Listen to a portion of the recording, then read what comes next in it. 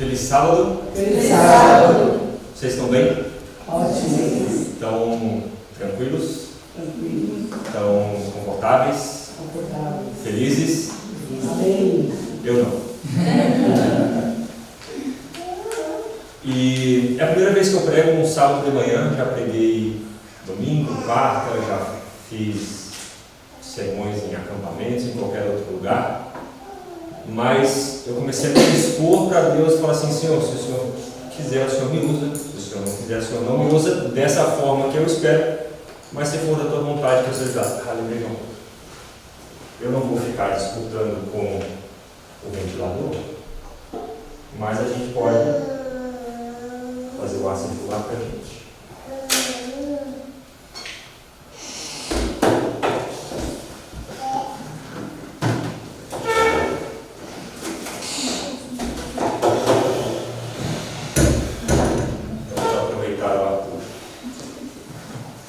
E eu comecei a idealizar esse momento, estar na frente do público. Eu sempre fui uma pessoa mais quieta, mais tranquila, sempre consumi mais, nasci na igreja. E eu pensei nas introduções, né? Tá assim, ali, pregar sábado, que legal e tal. Mas por que de não estar feliz? Porque mais um sábado a gente está aqui nessa terra. Mais uma semana passou, Jesus não voltou. Mais um sábado que a gente vem, talvez no automático, receber uma mensagem, esperando que Deus fale no nosso coração. Mas quão conformados nós estamos com esse mundo, a ponto de passar semana a semana, de estarmos felizes, contentes, alegres, mas sendo que a gente deveria estar com os olhos no céu e não pensando aqui nessa terra. Então, há felicidade de estar bem, de estar confortável, de Deus estar conosco, sim, mas há uma certa tristeza de a gente ainda estar aqui nessa terra. Obrigado pela visita de vocês, que vocês sejam muito bem-vindos. Que o Espírito Santo fale no nosso coração. Quero deixar um outro aviso. Eu acho que a luz vai ficar caindo e voltando, mas não tem problema. Essa mensagem, ela não tem uma estrutura, ela não tem hermenêutica, homilética, muito menos retórica, não tem convencimento, não tem palavra, não tem entonação. E essa mensagem ela não é para você, tá? Ela é para mim, ela já foi para mim. Eu penso que não faz sentido eu falar algo aqui para vocês simplesmente para trazer a mensagem, mas assim como o Espírito Santo tocou no meu coração, se essa mensagem for para você também, que você esteja aberto a ela. Então toda vez que você pensar assim: o Mateus colocou muito texto no slide, essa mensagem é para ele, não é para mim. E eu estava esperando outra coisa, essa mensagem é para ele, não é para mim. Se ele não falou tão bem, essa mensagem não é para você, não é para mim. Mas se você estiver aberto ao Espírito Santo, que ele possa falar no seu coração. Feche seus olhos, vamos orar.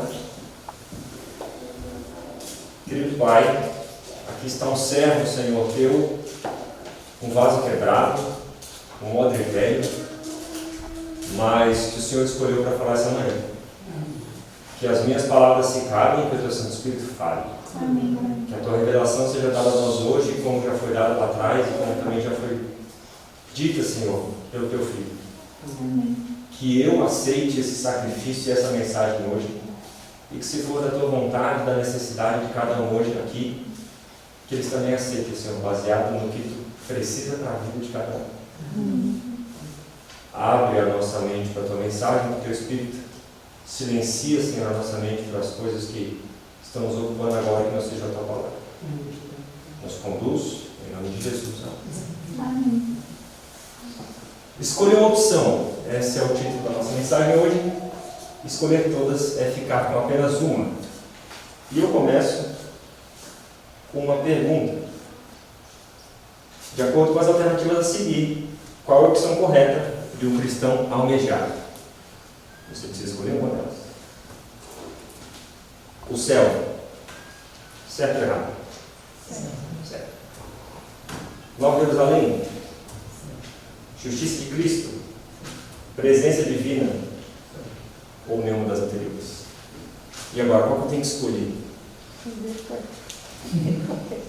Aí é só uma opção que a gente tem. É possível escolher apenas uma ou todas elas devem ser almejadas? É um pacote? Ou eu escolho uma e as outras são excluídas? É disso que a gente vai trabalhar, mas eu vou dar início à demonstração agora, no início da demonstração, e ela será finalizada no final da mensagem, e vocês vão entender o motivo disso. A ilustração que eu quero dar é sobre as abelhas. A gente tem abelhas aqui e eu descobri um pouco mais do mundo das abelhas quando eu estive aqui ano passado. E eu preparei esse slide esperando o Tony estar aqui, porque ele ia responder as coisas que eu coloquei. Mas vocês também sabem, eu não quis copiar as definições, mas quando eu cheguei aqui, eu vi que de noite as abelhas ficavam entrando pela telinha do quarto. Eu não sei como, ela tem um furinho, os outros bichos não entram, mas a abelha consegue. Não. E a abelha, ela é um bicho muito inteligente, tem um cérebro minúsculo, ela tem hábitos, seja na sua colmeia, seja no seu trabalho diário. Só que o que eu vou trazer hoje é na questão da localização. Essa semana eu estava no Instagram e apareceu para mim essa característica de como a abelha se localiza, né? Ela percorre de 3 a 5 quilômetros de raio, mais ou menos. E como que ela consegue ir e voltar sem GPS, né? Sem Google Maps, sem Waze?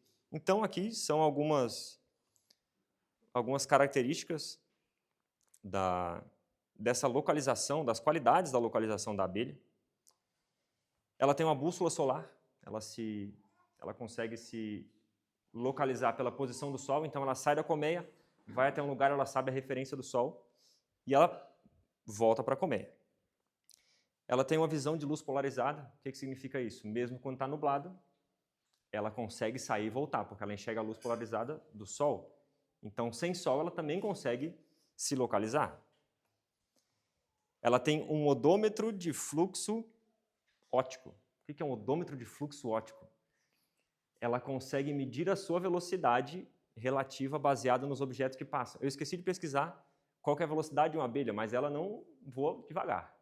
A gente está caminhando por aí, de repente ela passa assim e volta. E ela consegue medir sua velocidade baseado em pontos de referência e com isso ela sabe quanto que ela voou para ela poder retornar.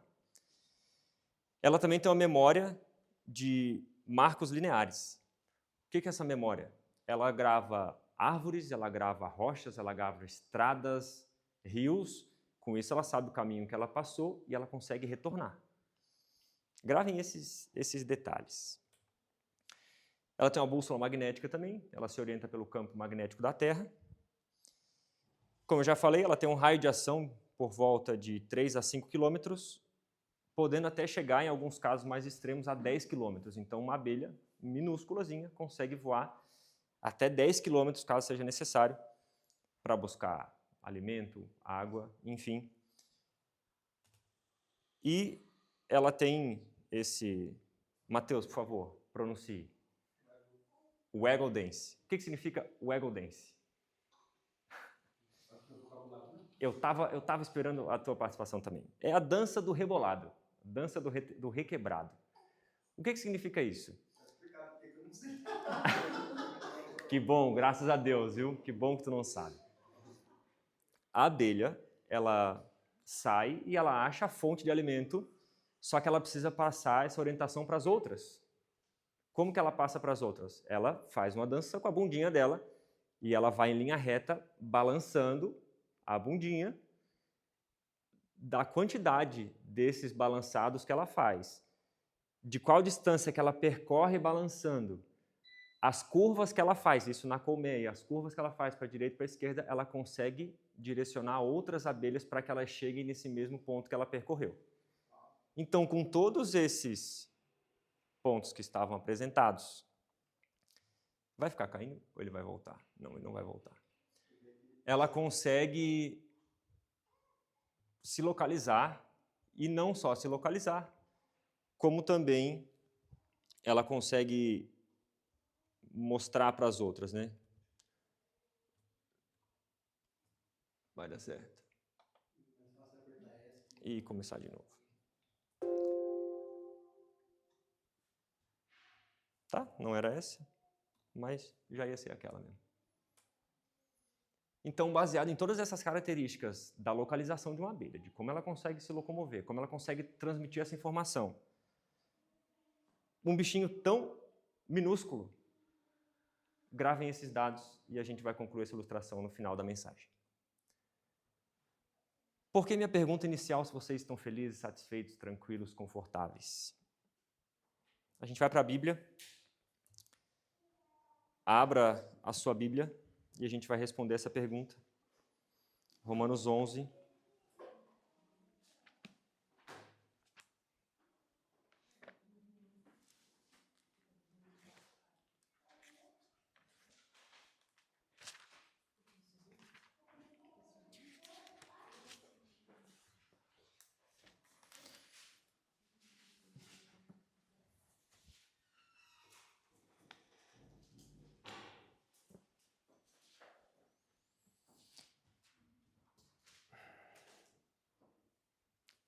Vamos orar mais uma vez? Nosso Deus e Pai, obrigado porque a Tua revelação já foi dada. Tua palavra está aberta. Fala conosco, Senhor. Fala conosco e molda, Senhor, o nosso caráter a partir da contemplação do quê? Da Tua palavra. Que essa palavra fale ao nosso coração e que o Senhor continue falando também. Em nome de Jesus. Amém. Não é esse o verso. Era só para vocês chegarem aí. Por quê? Porque a gente já tem o costume de, eu vou ler, vou fazer. O manezinho é assim.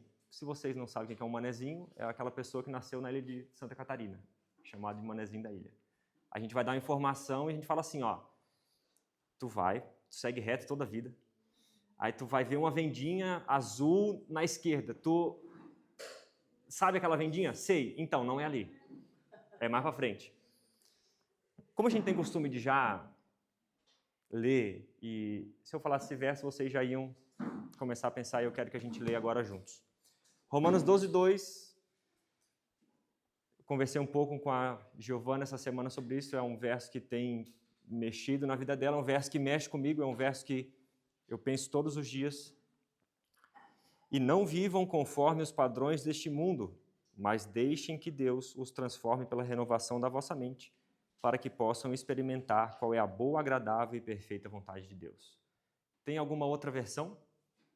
Não sejais conformados com este mundo, mas sejais transformados pela renovação do vosso entendimento, para que experimenteis qual seja a boa, agradável e perfeita vontade de Deus. Não vos conformem. O que Deus... E a gente vai ficar nessa primeira parte do verso. Não vivam conforme os padrões deste mundo, não vos conformai-vos, não conforme com este século, mas deixe que Deus transforme pela renovação da vossa mente. Outro texto a gente pode ler na íntegra também. Esse é o texto real, tá? Vocês podem abrir. Mateus 6, do verso 19 a 24. Eu trouxe uma visão de Ellen White para a gente estudar sobre. A gente vai ler quase na íntegra, serão versos, serão leituras. Então, mas é esse trecho que vai nortear essa visão e eu quero que vocês prestem atenção na leitura. Mateus 6, do verso 19 ao verso 24, fala assim: Não acumulem tesouro sobre a terra, onde a traça e a ferrugem corrói, onde ladrões escavam e roubam, mas ajuntem tesouros no céu, onde as traças e a ferrugem não corrói, onde ladrões não escavam e nem roubam. Porque onde estiver o seu tesouro, aí também estará o seu coração. Os olhos são a lâmpada do corpo. Se os seus olhos forem bons, todo o seu corpo será cheio de luz.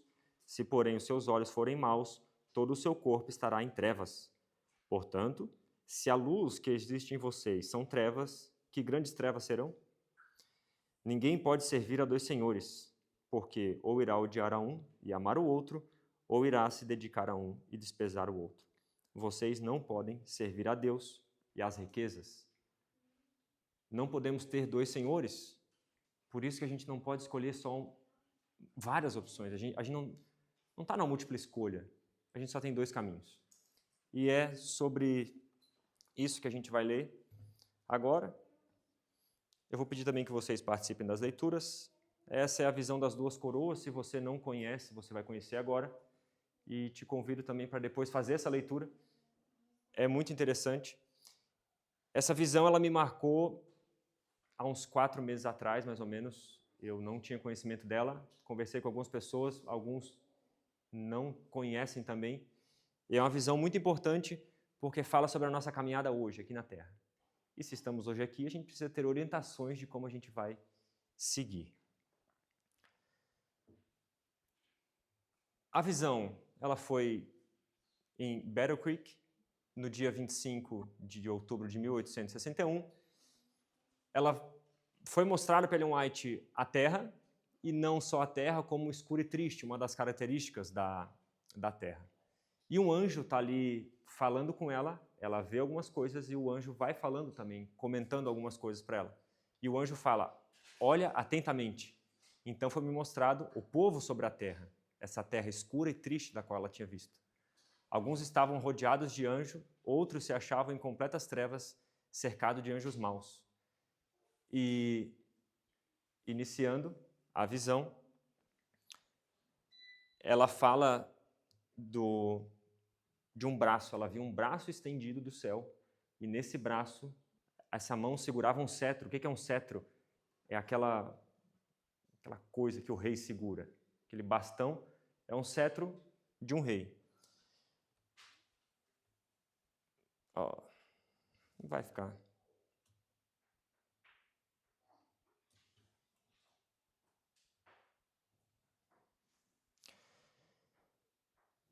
A visão continua, então ela vê 2 coroas. Na extremidade superior do cetro, desse cetro que ela via, segurado por uma mão que vinha do céu, uma coroa cravejada de brilhantes. Cada brilhante emitia luz fulgurante, clara e bela. Escrita na coroa havia estas palavras: todos os que me conquistam são felizes e terão a vida eterna. Essa é a coroa celeste. Ela viu uma outra coroa. Embaixo dessa coroa que ela viu da celeste, também havia uma outra coroa, cujo cetro havia joias, ouro e prata, refletindo alguma luz. Veja a diferença. Uma era de brilhantes, a outra era de ouro, prata e joias. Uma refletia uma luz clara e bela, uma luz fulgurante, clara e bela, e a outra refletia alguma luz. A inscrição sobre essa coroa era a seguinte: tesouros terrestres, riqueza e poder, todos os que me conquistam têm honra e fama. Essa é a coroa terrestre. Não só as coroas ela viu, como ela também viu uma multidão. Viu uma vasta multidão que porfiava por alcançar esta coroa. Qual coroa? A terrestre. Fazia grande rumor. Alguns, em sua avidez, em sua vontade, pareciam privados de razão. Empurravam-se uns aos outros, deixando para trás os mais fracos, pisando sobre os que, na pressa, caíam. Muitos, avidamente, se apoderavam dos tesouros que estavam na coroa e os seguravam firmemente. Então, essa busca dessa multidão, querendo o tesouro dessa coroa. Mais características. A cabeça de alguns era branca como prata. Seu rosto estava enrugado pelos cuidados e ansiedade. Não tomavam em consideração seus próprios parentes, ossos de seus ossos e carne da sua carne. Mas enquanto para eles eram lançados olhares súplices, aqueles olhares que... Sabe aquele olhar de cachorro molhado? Que está pedindo alguma coisa? Quando esse olhar era para eles, mais firmemente eles seguravam seus tesouros, como se estivessem receosos que no momento de descuido perdessem um pouco ou fossem induzidos a repartir com essas pessoas que suplicavam para eles. Ative o poder de imaginação. Enquanto a gente vai lendo, vai imaginando como foi essa visão. Seus olhares ávidos muitas vezes se fixavam na coroa terrestre e contavam e recontavam esses tesouros. Mais características da multidão. Vultos que exprimiam necessidade e miséria apareciam naquela multidão. Olhavam cobiçosos os tesouros e voltavam sem esperança, visto que os mais fortes sobrepujavam e afastavam os mais fracos. Contudo, não podiam assim desistir, mas, com uma multidão deformada, doentes e idosos procuravam avançar para a coroa terrestre. Eu pensei em falar para vocês sobre essa coroa, sobre essa visão, mas eu perderia muitos detalhes, por isso que eu trouxe esses textos. Tá? Não se cansem, vamos ler um pouquinho. A leitura também faz bem para o cérebro. Alguns morriam ao tentar alcançá-la, outros sucumbiam precisamente no ato de apoderarem-se dela. Muitos morriam pouco depois que se haviam dela possado. Vai colocando esses detalhes nessa visão que você está criando. Cadáveres juncavam o solo, preenchiam todo o solo. Todavia, a multidão avançava, pisando os que estavam caídos e os cadáveres de seus companheiros. Cada um que atingia a coroa adquiria parte dela e era ruidosamente aplaudido pela multidão interessada que se achava em seu redor. Satanás está nessa visão também. O que ele fazia? Uma grande multidão de anjos maus estavam ocupadíssima. Veja só a palavra usada, né? Estavam ocupadas com essa multidão que se cercava da coroa terrestre. Satanás estava no meio deles e todos olhavam com a maior satisfação para a multidão que lutava pela coroa. Coroa essa terrestre. Ele precisava lançar um encanto particular sobre os que avidamente buscavam. Esse também é um detalhe importante. Satanás ele não só estava ali entretido em fazer as pessoas cuidarem e se atentarem a essa coroa, como ele também lançava um encanto, veja só. Haviam cristãos também, cristãos professos, aqueles que diziam ser cristãos. Muitos que procuravam essa coroa terrestre eram cristãos professos, falavam da sua fé, viviam a fé, iam para a igreja, liam a Bíblia. Mas vejam o que esses cristãos faziam. Alguns pareciam ter alguma luz, olhavam interessados para a coroa celestial e pareciam muitas vezes encantar-se com a sua beleza. Contudo, não tinham o verdadeiro senso do seu valor e glória. Enquanto timidamente estendiam uma das mãos para a coroa celeste, buscavam com algum certo interesse,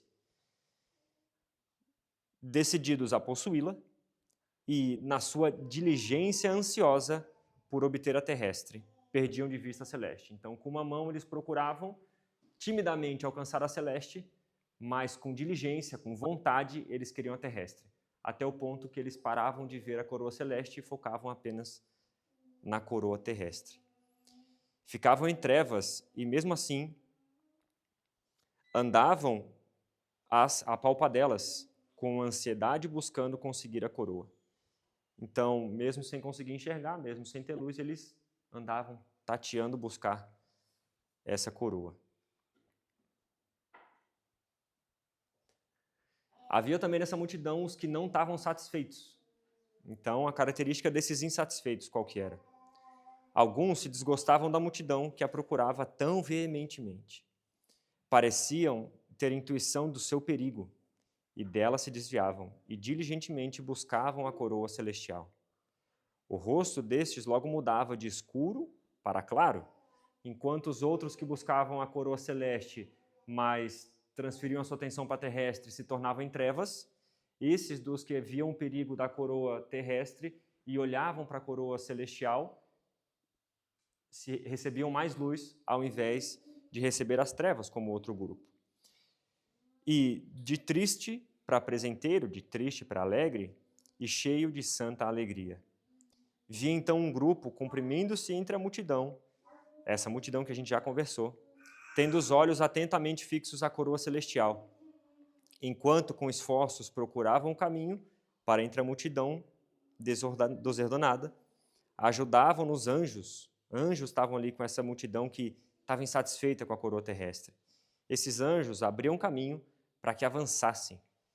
Aproximando-se eles da coroa celestial, a luz que deles proviam resplandeciam sobre eles e em redor deles afugentavam as trevas e tornavam-se mais clara e brilhante, até que eles pareciam transformar-se e assemelhar-se aos anjos. Não se detinham em olhar para a coroa terrestre. Essa parte da multidão que estava insatisfeita com a coroa terrestre, ela buscava a coroa celestial. Com essa busca, mais e mais luz ia sendo trazida a esse povo, a esses insatisfeitos. E essa parte, transformavam-se e assemelharam-se aos anjos. Me fez lembrar do capítulo 2 do Patriarcas e Profetas, que fala sobre a criação. E ela traz essas duas essas duas características, essas me chamaram a atenção. Estavam revestidos de uma cobertura de luz e glória, tal como usam os anjos. E também que a sua capacidade intelectual, a capacidade do homem quando criado, era apenas um pouco menor do que a dos anjos. Vejam que, à medida que a gente vai se aproximando da coroa celestial, a gente vai recebendo de novo a característica da qual nos foi perdida no Jardim do Éden logo depois da queda. A última parte dessa visão, antes do significado de cada uma, vocês estão conseguindo montar? Vejo algumas caras de sono, mas esforcem-se. Vocês estão conseguindo montar essa visão, a característica dessa multidão, das coroas? A última parte dessa visão são bolas pretas. O que são essas bolas pretas? Os que estavam se empenhando na conquista da coroa terrestre escarneciam-se deles. Deles quem? Dos que buscavam a coroa celestial. E atiravam-lhe bolas pretas pelas costas. Essas não lhe faziam mal, contanto que seus olhos se mantivessem fixos na coroa celestial. Aqueles, porém, que volviam a atenção para as bolas negras eram por elas manchados. Então, a multidão que quer a coroa terrestre jogava mentiras contra esses que buscavam a coroa celestial. Esse é o fim da visão, tá? Ela relata o que ela viu. E eu vou trazer agora uma imagem que eu coloquei no chat GPT, né, a visão, e ele criou essa imagem. E eu fiquei por alguns minutos olhando, porque uma coisa a gente lê, imaginar, e outra coisa de fato a gente vê uma imagem, né? Aquele ditado que fala, uma imagem vale mais do que 1000 palavras, é fato. Por quê? Isso que é uma inteligência artificial, é algo que tem suas limitações e não foi de fato que ela viu. Mas veja a multidão correndo e buscando, se pisoteando, os anjos caídos, né, procurando entreter essa multidão e Satanás ali incentivando essa busca, até que um povo resolve não olhar para essa coroa, né? E eles saem olhando a coroa celestial e anjos vão cuidando deles, aqui as bolas pretas, né, que a gente leu, rumo à coroa celestial. E as duas inscrições que eu acho interessante, a inscrição da coroa terrestre, né, que fala tesouros terrestres, riqueza é poder, todos que me conquistam têm honra e fama. E a inscrição da coroa celestial, todos os que me conquistam são felizes e terão vida eterna. Eu quero pedir para vocês que não coloquem na mente de vocês agora só a questão de riqueza, só a questão de dinheiro, mas e sim o que o seu coração tem ansiado. A gente está numa escola missionária, a gente já deixou para trás muita coisa, mas com certeza Deus está nos transformando dia a dia e Ele quer que a gente também deixe coisas para trás. Coisas terrenas, desejos, anseios. Então, ela fala de riqueza? Sim. Existe a ambição do ser humano quanto à riqueza? Sim. Mas o que tem no teu coração que ainda precisa ser mudado? O que ainda te deixa olhando essa coroa terrestre ao invés de olhar para a coroa celestial? Pensa nisso, que o Espírito Santo te ilumine também, para que a gente possa agora ver o significado dessa visão. Qual o significado da multidão? A multidão que avidamente se esforçava por alcançar a coroa terrestre eram os que amam os tesouros deste mundo e deixam-se enganar e lisonjear por suas efêmeras atrações. Alguns que vi, embora professem ser seguidores de Jesus, têm tanta ambição em obter tesouros terrestres que perdem o amor ao céu, agem como o mundo e, por Deus, são considerados mundanos. Veja só. Apesar de querer a coroa terrestre, a coroa celestial, apesar de professar a fé, mas dar mais atenção à coroa terrestre, Deus os considera como mundanos. Professam buscar uma coroa imortal, um tesouro nos céus, mas seu interesse e principal empenho é adquirir tesouros,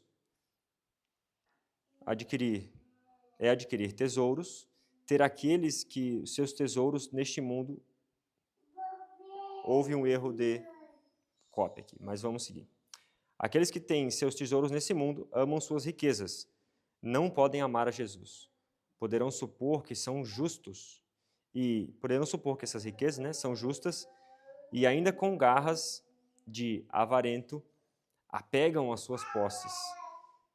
Não poderão ser levados a enxergar ou isso compreender que amam o dinheiro mais do que a causa do verdadeiro ou o tesouro celeste. Outro significado da multidão. Aqueles que me foram apresentados como estando sequiosos pela coroa terrestre são os que recorrerão a todos os meios para adquirir as propriedades. Tornam-se doidos neste sentido, todos os seus pensamentos e energias se dirigem para a aquisição de riquezas terrestres.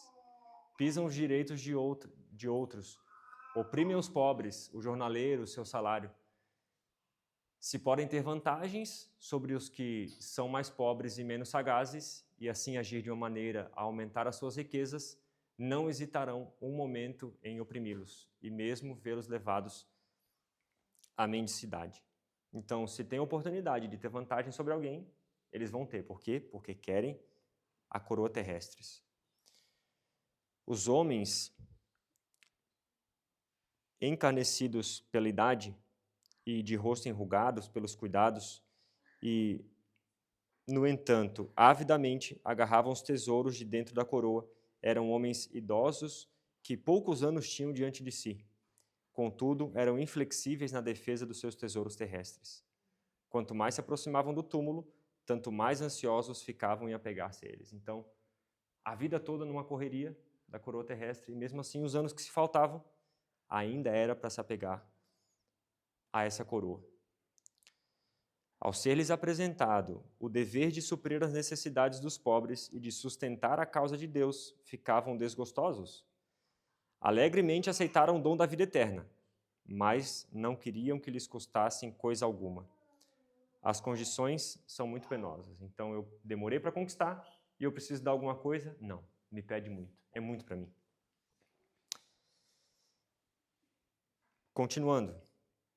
Era dolorosa verem-se aqueles que deveriam estar a amadurecer para a glória e habilitar-se diariamente para a imortalidade, aplicando todas as suas forças na retenção de tesouros terrestres. Vi que esses tais não poderiam dar valor ao tesouro celestial. Como a gente leu, eu não posso servir a dois senhores. Se o meu coração já tem um rei, não tem espaço para outro. Um rei não ocupa o trono de outro. Um filho de um rei, um príncipe, ele só ocupa o trono depois que o pai sai. Então não é possível a gente ter dois senhores no nosso coração. E é isso que ela fala aqui. Não tem como correr atrás da coroa terrestre, sendo que você quer a celestial. E assim vice-versa. Seu apego intenso às coisas terrenas leva-os a mostrar pelas suas obras que não estimam a herança celestial o bastante para por elas fazerem qualquer sacrifício. Eu quero a coroa celestial, mas é muito sacrifício. Eu preciso deixar muita coisa. Será que no meu coração eu vi isso? É por isso que eu disse que essa mensagem é para mim. Senhor, eu preciso deixar muita coisa. Tanta coisa que eu gosto, tanta coisa que eu quero, tanta coisa que eu almejo para buscar essa coroa celestial que eu não consigo ver, que eu não consigo tocar, que eu sou ridicularizado, eu preciso de aceitação, de validação por aceitar essa coroa.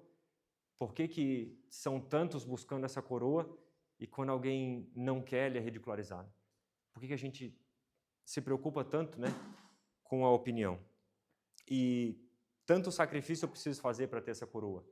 Mas é uma coroa de brilhantes, é uma coroa que tem mais luz, só que mesmo assim o meu olhar estava para essa coroa de ouro ao invés de ser uma coroa de brilhantes.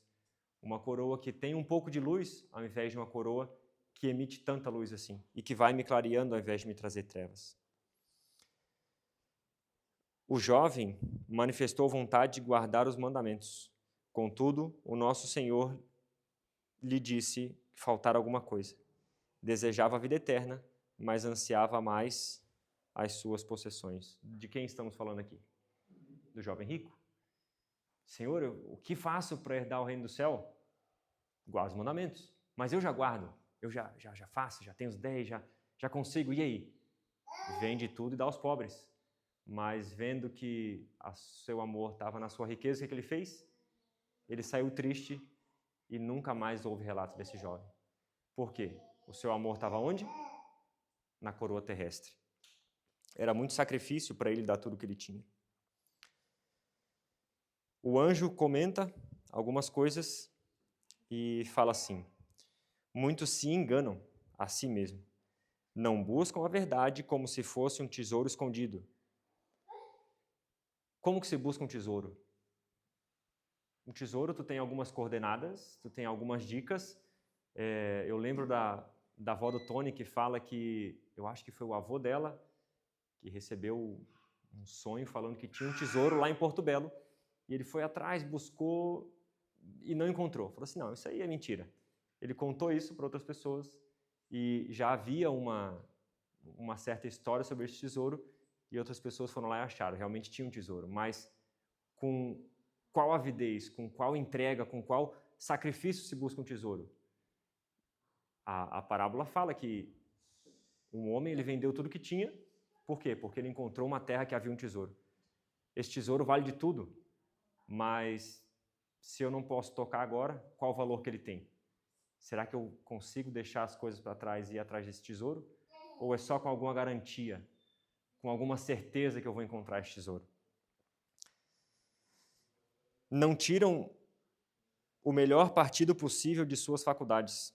Sua mente, que poderia iluminar-se com a luz do céu, fica perplexa e perturbada. Os cuidados deste mundo e os enganos das riquezas e as ambições de outras coisas, entretanto, sufocam a palavra e ficam infrutíferas. Tais pessoas, disse o anjo, estão sem desculpa.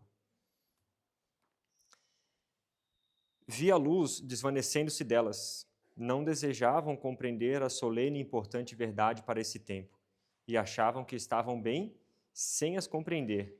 A luz se foi deles e ficaram as apalpadelas em trevas. Aqueles que buscavam a coroa celestial com uma certa energia, mas a outra mão estendida, lembra? Que um estava querendo a celestial, mas a outra querendo a terrestre. A luz foi se apagando até eles ficarem em trevas e ter que apalpar. Em vez de apalpar e querer voltar para a coroa celeste, aquelas pessoas buscavam mais a terrestre. Ao invés de buscar de novo a luz, mesmo em trevas, buscavam os tesouros desse mundo. A multidão de deformados que ela viu e os doentes que se comprimiam para alcançar a coroa terrestre são aqueles cujos interesses e tesouros estão nesse mundo. Conquanto de todos os modos sofram desenganos, não colocarão suas afeições no céu, nem assegurarão para si naquele lugar um tesouro e um lar. Fracassam na busca das coisas terrestres, no entanto, perdem as celestiais.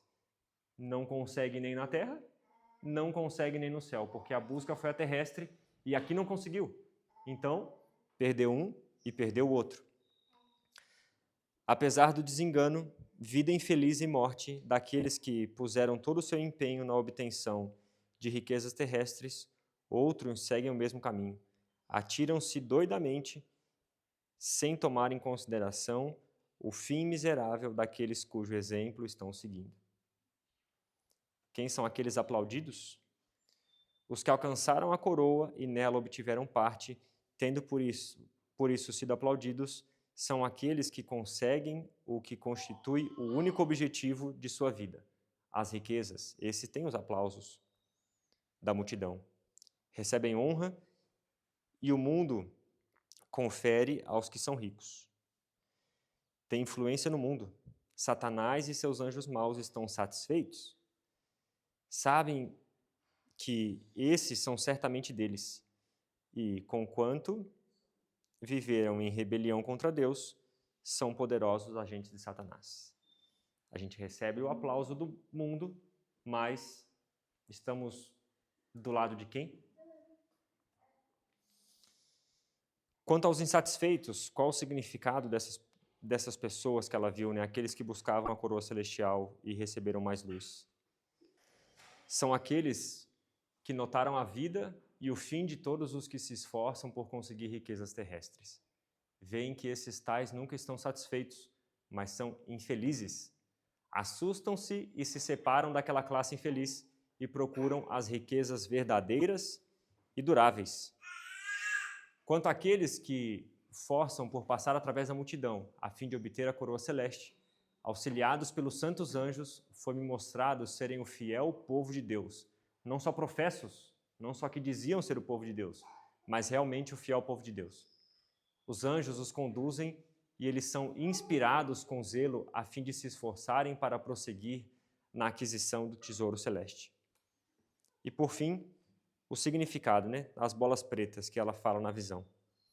As bolas pretas que eram atiradas nas costas dos santos eram as falsidades infamantes postas em circulação contra o povo de Deus, por aqueles que amam e praticam a mentira. Deveríamos ter o máximo cuidado em viver a vida irrepreensível, abster-nos de toda aparência do mal, e então o nosso dever é avançar destemidamente, sem dar atenção às faculdades degradantes dos ímpios. Então, aqueles que receberam essas acusações, mas não ligaram para elas, eles continuaram firmes rumo ao tesouro celestial. Enquanto os justos mantiverem os olhares fixos no tesouro celeste e inapreciável, essa palavra me chamou a atenção, porque inapreciável é uma coisa que você não aprecia, mas ela tem dois significados. Ou ela tem tão pouco valor que você não aprecia, ou ela é de um inestimado valor que você não consegue sequer apreciar. Então, o tesouro celeste é esse. É um tesouro inapreciável, de tão valor que ele tem. Tornar-se-ão mais e mais semelhantes a Cristo, e assim estarão transformados e dispostos para a transladação.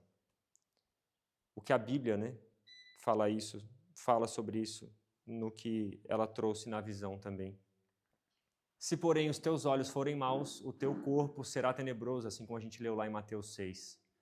Houve um momento na experiência de tais pessoas em que a luz que lhes fora dada não foi mantida e se tornou em trevas. Disse o anjo: não podeis amar e adorar os tesouros da terra e ter as verdadeiras riquezas. A história do jovem rico, Bom mestre, que farei para herdar a vida eterna? Jesus ofereceu escolha: desfazer-se de suas posses e ter a vida eterna, ou reter aquelas e perder estas. Ou você escolhe uma, ou você escolhe outra. A gente não vive numa múltipla escolha. A gente vive onde precisa escolher uma coisa só. Suas riquezas lhe eram de maior valor do que o tesouro celeste. A condição de desfazer-se dos seus tesouros e dá-los aos pobres a fim de se tornar seguidor de Cristo e ter a vida eterna esfriou-lhe o desejo e ele se retirou triste. Veja o que aconteceu com Abraão. Abraão, para tal fim, não recusou seu único filho. Em obediência a Deus, sacrificaria esse filho da promessa mais facilmente do que muitos sacrificariam algumas de suas possessões terrestres. Adão, ele não negou o filho da promessa, aquele filho que ele tanto ansiou, aquele filho que ele não poderia ter por conta própria, e ele falou: não, tudo bem, se o Senhor está pedindo, eu vou dar. Mas alguns de nós, como eu disse que essa visão era para mim, eu não consigo sacrificar algumas coisas, e vejam o que Abraão fez. Teria você coragem de sacrificar suas possessões terrestres em obediência a Deus? Junto com essa visão, no capítulo anterior, tem a visão dos dois caminhos.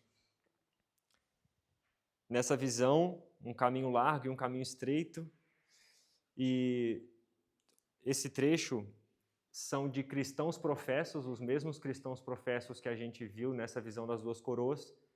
Eles estão andando no caminho largo. E eles têm uma placa que está escrito assim: morto para o mundo, próximo está o fim de todas as coisas, estás vós também prontos. Mas eles estavam andando pelo caminho largo. Aí as pessoas que estavam andando nesse caminho largo também falaram para eles: não há distinção entre nós, somos igual, vestimos iguais, falamos e procedemos semelhantemente. Então, cristão professo, assim como na visão das coroas e assim como na visão dos dois caminhos, cristãos que professam a fé, mas andam no caminho largo. Esse trecho me chamou a atenção e ele fala assim, ó, eles não têm em mente que o caminho que trilham é áspero, cheio de abnegação e de crucifixão do próprio eu, e não deveriam esperar tudo o que corresse tão suavemente como se estivessem andando no caminho largo. Foi-me então dirigida a atenção para os anos de 1843 e 44. Havia naquela ocasião um espírito de consagração que hoje não há. Vejam, tanta coisa foi feita, a palavra pregada, reformas aconteciam e hoje não temos mais esse espírito. O que acontece com o povo que professa ser o povo peculiar de Deus? Via conformidade com o mundo, a indisposição de sofrer por causa da verdade. Vi grande falta de submissão à vontade de Deus. O que a gente leu no início, que Paulo fala, né? Não vos conformeis com este século. Quão conformado você está? Quão automático está a sua vida? Quão automático é aguardar um sábado, vir ao culto? Falo de mim. Sexta-feira, como é bom e agradável esperar o sábado, esse dia que nos sela, que nos santifica. Mas estou eu sacrificando? Não vos conformeis com este século. E em Gênesis 3,15, onde Deus fala, né? Porei inimizade entre a serpente e a mulher. Por que porei inimizade? Porque a gente se conforma. A gente tem amizade com a serpente. Eu tenho amizade com a serpente. Eu gosto das coisas desse mundo, eu gosto do conforto. Mas Deus ele falou, eu vou pôr inimizade entre vocês, porque senão vocês não vão conseguir seguir o meu caminho. Assim é com esses cristãos que professam a fé, mas estão indispostos a sofrer por causa da verdade. Vi grande falta de submissão à vontade de Deus. Múltipla escolha ou verdadeiro ou falso? Quantas opções a gente tem? Visto o que a gente leu aqui, né? A lição dessa semana dos adultos trouxe esse assunto, e lá em 1 Coríntios 10, 20 e 21 fala assim: antes digo que as coisas que os gentios sacrificam, as sacrificam aos demônios e não a Deus. E não quero que sejais participantes com os demônios. Não podeis beber do cálice do Senhor e o cálice dos demônios. Não podeis ser participantes da mesa do Senhor e da mesa dos demônios. Deuteronômio 6,5 fala: amarás, pois, o Senhor teu Deus de todo o teu coração. Não é de parte do coração, não é de uma parcela, não é um pouco, não é um dia, é de todo o coração, de toda a tua alma e de todas as tuas forças. A minha força eu tenho colocado aonde? Eu tenho colocado a minha força no tesouro celestial, na coroa celestial, ou eu tenho colocado a minha força na coroa terrestre? E como a gente leu em Mateus 6,24, fala assim: ninguém pode servir a dois senhores, porque ou há de odiar um e amar o outro, ou se dedicará mais a um e desprezará o outro. Não podeis servir a Deus e a Mamon. Não podeis servir a Deus e às riquezas. Volto no exemplo da abelha. Vocês se recordam da capacidade que a abelha tinha? Capacidade de ir e voltar, capacidade de entender, capacidade de mostrar. Eu estava, como eu falei para vocês, né, lá no quarto, não só no meu, mas do Marcos também, e creio que de mais alguns, a abelha consegue entrar. E eu percebi que elas vinham até a lâmpada e começam a rodear. E eu pensei, bom, a última vez que eu fui picado por uma abelha, meu braço inchou inteiro, eu não quero. Aí eu comecei a fechar a janela, mas a gente vive num lugar quente. Não dá simplesmente para fechar a janela. Até que um dia eu fui limpar o quarto e eu vi que elas estavam mortas no canto. Aí eu achei estranho, falei assim, tá. Num dia dessa semana, eu estava lendo à noite e uma abelha entrou e eu falei assim, eu vou deixar ela entrar. Ela conseguiu entrar e eu fiquei olhando ela, ela se gruda na luz, voando de costas, até que eu parei de escutar o voo dela, eu pensei, bom, morreu. Né? Achou uma luz, conseguiu e morreu. Fui pesquisar por quê. vou apresentar para vocês aqui. Ela perde a referência. E assim como as qualidades, eu pensei, bom, vou só colocar os tópicos e eu explico para eles. Mas a definição do Google me chamou a atenção. Elas perdem a referência, por quê? Porque elas não têm mais o sol, não conseguem mais enxergar as árvores. Elas confundem a rota. E essa descrição, eu fui pesquisar hoje de manhã, e depois de ler de novo a visão e estar preparando para vocês esses textos, me chamou a atenção. Essa é a definição do Google sobre essa confusão de rota. Ao encontrar uma lâmpada acesa, a abelha tenta ajustar o seu ângulo de voo, assim como ela faz com o sol, mas por algum motivo ela se perdeu, anoiteceu, ela não tem mais a referência. Ela tenta ajustar o seu ângulo de voo, achando que se trata de uma luz celeste. A hora que eu vi isso, eu falei assim, não, essa definição ela está brincando comigo e eu vou copiar essa definição porque se trata sobre o assunto.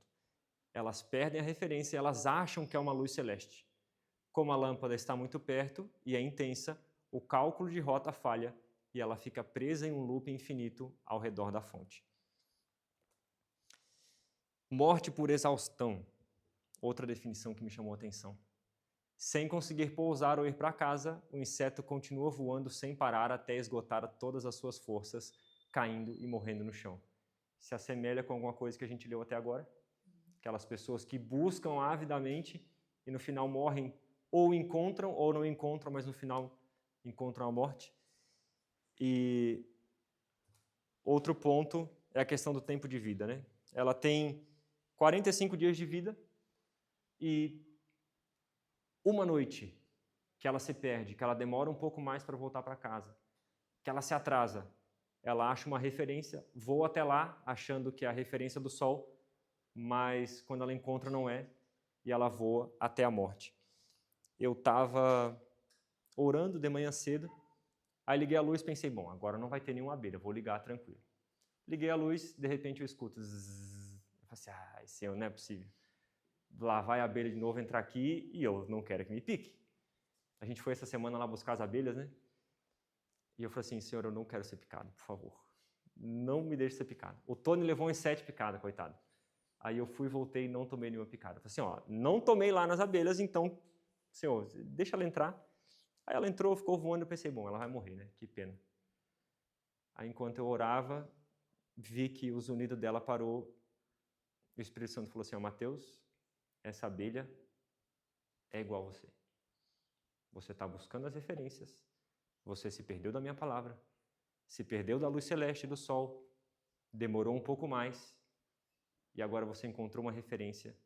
Só que você vai ficar rodeando ela, gastando teu tempo até morrer. Aí eu falei assim, Senhor, obrigado porque tu mandou essa abelha aqui. E pensar que quantos anos mais a gente tem? Vai viver mais 50, 60, 30, 20? O que é perder as coisas dessa terra para poder ganhar do céu? Mateus, riqueza é problema? Não. Ter dinheiro é problema? Não. Ela fala na visão que alguns que foi solicitado dar aos outros, eles não quiseram dar. A gente vê tanto relato. Madison vive disso também. Pessoas que se dispõem a ajudar. A gente necessita, mas o amor, a avidez, a vontade, a diligência está onde? A diligência está nos tesouros dessa terra ou nos tesouros do céu? Nos tesouros sejam físicos, tesouro, material, dinheiro, ou relacionamento, ou ambições, ou cargos, ou impacto, ou mesmo o trabalho que eu faço como missionário, quanto eu me orgulho disso. A gente está num lugar que a gente já deixou muita coisa para trás, mas com certeza Deus ele está tirando do meu coração, e eu imagino que do teu coração também, coisas que possam nos tirar dessa coroa celestial. O quão perdido você está por causa de uma luz. Agora sim a gente vai ler Romanos 11:36. Ele não foi em vão.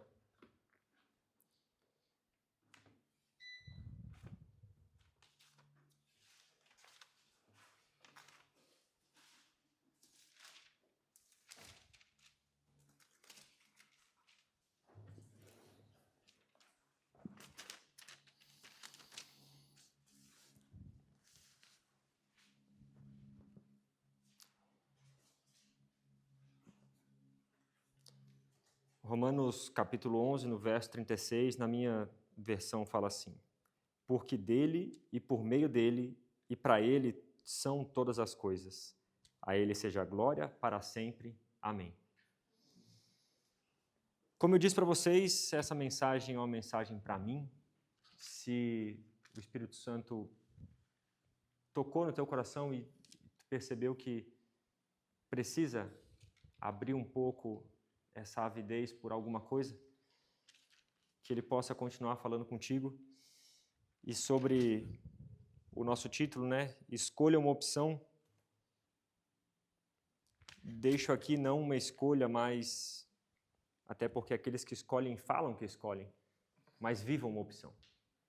Não apenas professe, mas através dos seus atos, através de onde está a sua fonte, onde está a tua mente, onde está a tua atenção, que de fato possa mostrar através dos atos, através dos pensamentos, através do que a gente faz pelo próximo, essa escolha, seja a coroa celestial, seja a coroa terrestre.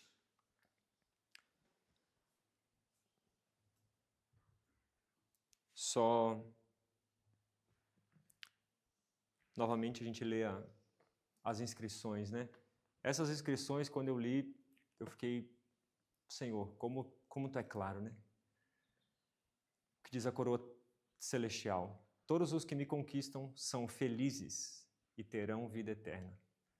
Agora, a coroa terrestre, que fala: tesouros terrestres, riqueza é poder, todos os que me conquistam têm honra e fama. Qual que é a sua opção? A gente vai ouvir uma mensagem musical agora e depois a gente ora.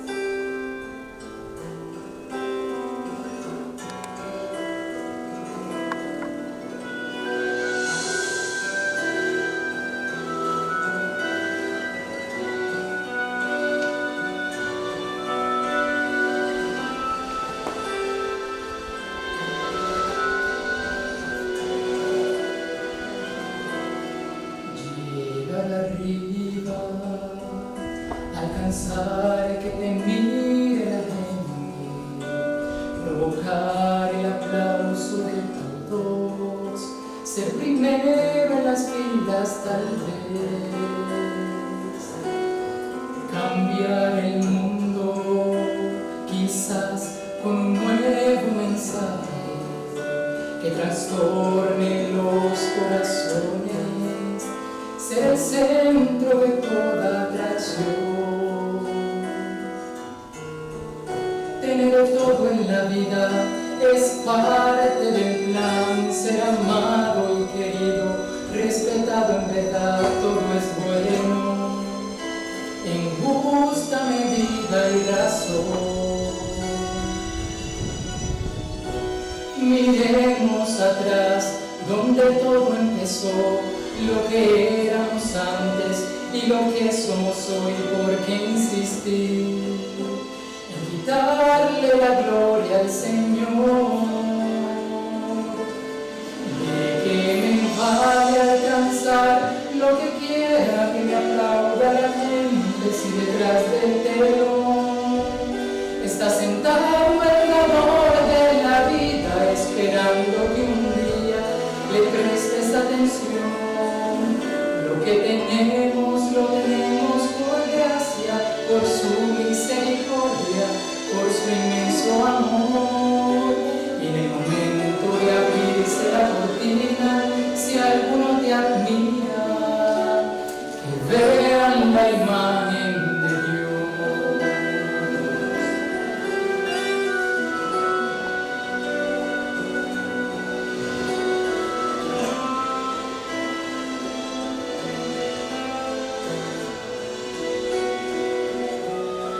Señor, perdón si el aplauso o cualquier comentario me hayan movido a quitarte la gloria, mi Dios. Te doy las gracias por tu amor y tu misericordia. Me despojo de toda grandeza, mi corona yo pongo a tus pies. De que me vaya a alcanzar lo que quiera, que me aplauda la gente si detrás del telón está sentado el dador de la vida, esperando que un día le prestes atención. Lo que tenemos, lo tenemos por gracia, por su misericordia, por su inmenso amor.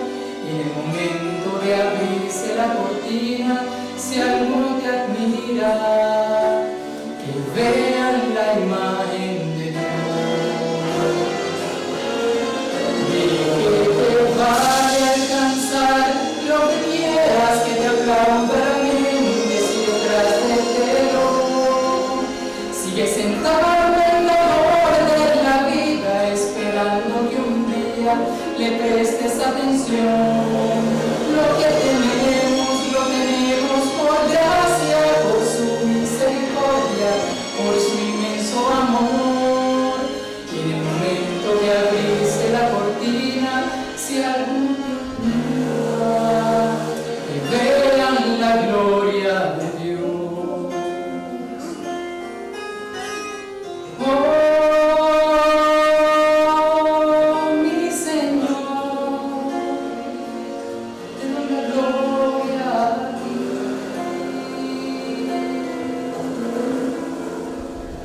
Amén.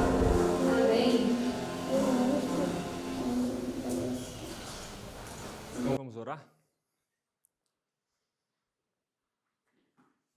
Nosso Pai do céu, obrigado pela oportunidade, Senhor, que Tu nos dá de hoje retornar os nossos olhos para a coroa celestial. Essa coroa ela deve ser almejada dia a dia. A nossa vida aqui da terra não é anulada, Senhor. O Senhor não quer que a gente fique constantemente e negligentemente deixando de trabalhar, deixando de buscar, deixando as coisas dessa terra, mas que amemos mais o Senhor do que a terra. No nosso coração não pode haver dois senhores, então que seja Tu que ocupe o primeiro lugar. Que as Tuas riquezas, Senhor, que o Teu tesouro, que a gente acumule tesouros no céu, não tesouros aqui onde a traça e a ferrugem corrói, mas um tesouro que vai durar a eternidade. Que a gente não perca a referência assim como uma abelha perde e ao encontrar essa referência a gente fique rodopiando e morra. Que a gente se mantenha na referência eterna, na referência celestial e naquela referência, Senhor, da qual entregou a Sua vida por nós. Continua trabalhando no nosso coração, continua trabalhando no meu coração. E se essa mensagem, Senhor, foi semeada e brotou em algum coração aqui, que o Senhor continue o crescimento e fazendo a mudança.